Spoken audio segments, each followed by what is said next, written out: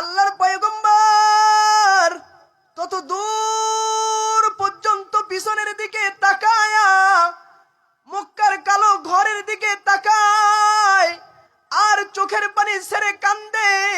আবু বকর ডাক দিয়ে কয়, পয়গম্বর গো, এমন করে কান্না কেন করতেছেন?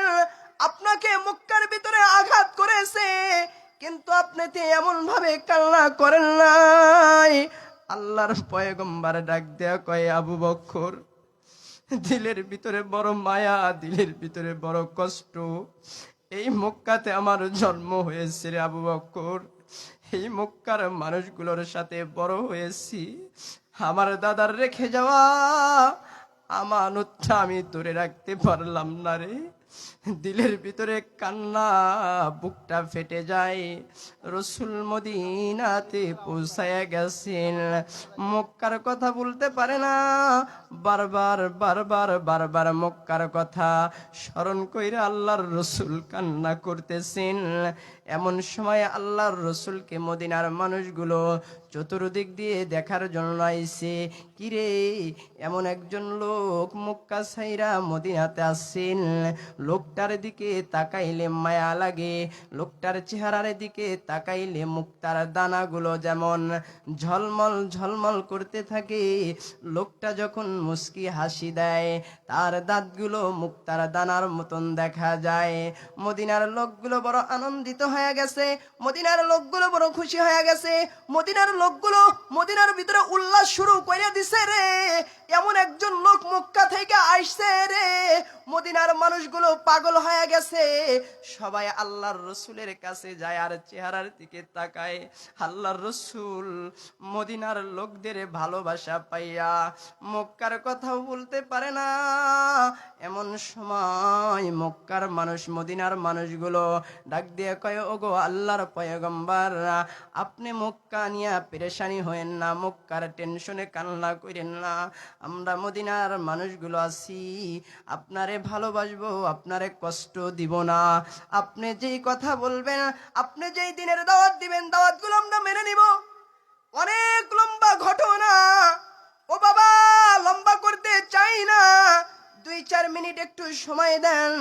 আল্লাহর পয়গম্বর মক্কাতে মদিনাতে কাজ করতেছেন, দিনের মেহনত করতে করতে 10,000 সাহাবী আল্লাহর রসুলের হাতে তৈয়ার হয়ে গেছে। আল্লাহ তাআলা এমন সময় জানায়া দেয়, গো পয়গম্বর, আর আর আপনি মদিনাতে থাকেন না, আবার মদিনা থেকে হিজরত কইরা মক্কার পথে চইলা যান। রসুল বড় আনন্দিত হয়ে গেছে, রসুলের এখন আনন্দর কান্না। 10,000 সাহাবীকে ডাক দিছে, আবু বকর, ওসমান, আলীকে ডাক দিছে, নবীজির পালক পুত্র যায়েদকে ডাক দিছে, নবীজির চাচা মুরব্বি হযরতে আব্বাস রাদিয়াল্লাহু তাআলা আনহুকে ডাক দিয়ে বলতেছেন, চাচা, আপনি হলেন আমার মুরব্বি। ওগো আবু বকর, আপনিও আছেন, হযরতে ওমর আপনি আছেন, হযরতে তালহা আপনি আছেন, কিন্তু শোনেন শোনেন, আপনাদেরকে অনুরোধ করে কই, বিনয়ের সাথে বলতেছি, আল্লাহ তাআলা মক্কা ছাইরা এখন মদিনা ছাইরা মক্কাতে হিজরত করার কথা বলেছে, কিন্তু খবরদার শুইনা নেন, মক্কাতে প্রবেশ করবেন, খবরদার মক্কার কোনো মানুষের উপর আক্রমণ করবেন না, মক্কার কোনো মানুষকে কষ্ট দিবেন না। এ বাবা, আমি শুধু এই কথাটা আপনাদেরকে বলতেছি এই কারণে, যা আয়াত রাজে নাজিল হয়েছে অতদূর পর্যন্ত যাইতে পারবো না, মেহমান এসে গেছে, কিন্তু ইতিহাসও শেষ করতে পারবো না গো বাবা। শুধু এতটুক কথা এই জায়গার ভিতরে জমা রাখলাম। আল্লাহর রসুল মদিনা ছাইরা মক্কাত আসতেছে, কিন্তু সাহাবীদেরকে ওসিয়ত করতেছে, সাহাবীদেরকে ওয়াজ করে আল্লাহর রসুল শোনাইতেছেন।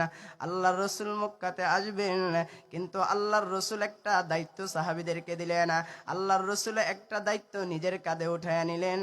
আল্লাহর রসুল মদিনাতে আসার পরে বাইতুল্লাহর সামনে দাঁড়ায় যাবেন, কালো ঘরের কাছে দাঁড়াইবেন, দাঁড়ানোর পরে আল্লাহ পাকের কি কুদরত জারি হয়ে যাবে।